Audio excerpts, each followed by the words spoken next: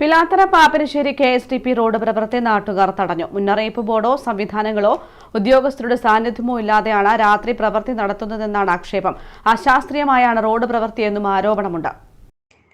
ഏറെ പരാതികൾക്കൊടുവിലാണ് Pilathara Pappanassery KSTP road ഉപരിതല tarring പ്രവൃത്തി ആരംഭിച്ചത്.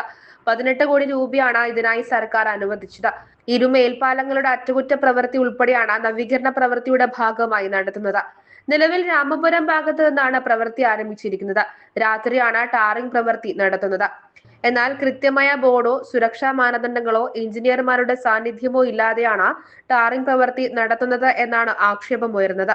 ചെറുതാഴം അമ്പലം റോഡിൽ നാട്ടുകാർ ചേർന്ന് പ്രവൃത്തി തടയുകയും ചെയ്തു.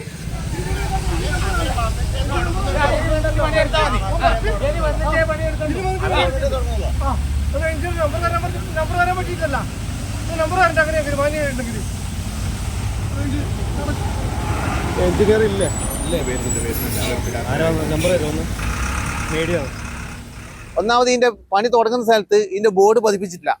സുരക്ഷാ മാനദണ്ഡമൊന്നും പാലിക്കാണ്ടാണ് ഈ റോഡ് പണി എടുക്കുന്നത്. ഒന്നാമത് അതിന്റെ എഞ്ചിനീയറോ കോൺട്രാക്ടറോ അവരെ ഫോൺ നമ്പറോ കാണുന്നില്ല. ബോർഡ് പണി തുടങ്ങുന്നിടക്ക് തന്നെ അത് വേണം, അതൊന്നും ഇവിടെ കാണുന്നില്ല. അതുകൊണ്ട് അതാദ്യം പതിപ്പിക്കണം എന്നുള്ളതാണ് എൻ്റെ അഭിപ്രായം. പിന്നെ ജില്ലയും ഓടിയും കൊണ്ട് റോഡിലൂടെ നടക്കാൻ പറ്റാത്ത അവസ്ഥയാണ് ഇവിടെ കാണുന്നത്.